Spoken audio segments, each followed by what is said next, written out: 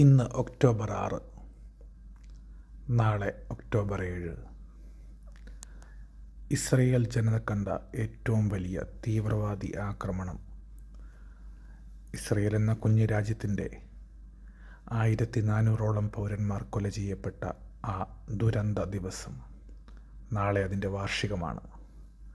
ഒരു കാര്യം മാത്രം മനസ്സിലാക്കിക്കൊള്ളുക: നെവർ എഗെയിൻ എന്ന ആ മുദ്രാവാക്യം ഹോളോകോസ്റ്റിന് ശേഷം വീണ്ടും ഇസ്രയേലി ജനത നെഞ്ചോട് ചേർക്കുമ്പോൾ ഒരു തീവ്രവാദി ശക്തിക്കും, ഹമാസോ ഹിസ്ബുള്ളയോ ഹൂത്തികളോ ഇറാനോ ഏതൊരു ശക്തിയെ കൊണ്ടും ദൈവത്തിൻ്റെ സ്വന്തം നാട്, തിരഞ്ഞെടുക്കപ്പെട്ട ജാതിയായ യഹൂദ വംശത്തിൻ്റെ നാശത്തിലേക്ക് കലാശിക്കുവാൻ അവർക്ക് ആയുധങ്ങൾ പറ്റാതെ വരും.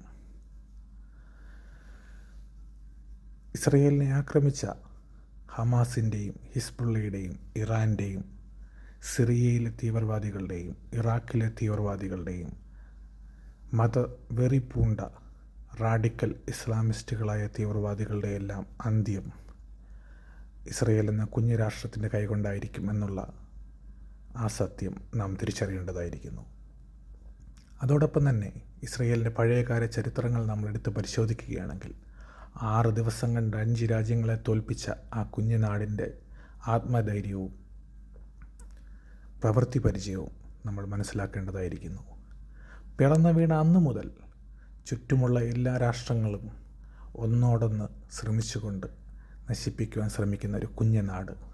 അതിൻ്റെ നിലനിൽപ്പിനായി ഏതറ്റം വരെയും പോകുവാൻ ആർജവമുള്ള നേതാക്കൾ, ആർജവമുള്ള പട്ടാളക്കാർ, 18-ാം വയസ്സിൽ തുടങ്ങുന്ന ആ ആർമി ട്രെയിനിങ്, അവരുടെ കഠിനമായ അധ്വാനം കൊണ്ട് അവർ നേടിയെടുത്ത അവർ സാങ്കേതിക വിദ്യ ലോകത്തിന് പ്രയോജനം ചെയ്യുന്നതോടൊപ്പം, ലോക ജനതയ്ക്ക് അത് അനുഗ്രഹമാകുന്നതോടൊപ്പം, ഇസ്രയേലിനെ നശിപ്പിക്കുവാൻ വരുന്ന ഒരു ശക്തിക്കും അവയെ നശിപ്പിക്കുവാൻ സാധിക്കില്ല എന്ന ആ സത്യം നാം തിരിച്ചറിയുന്നു.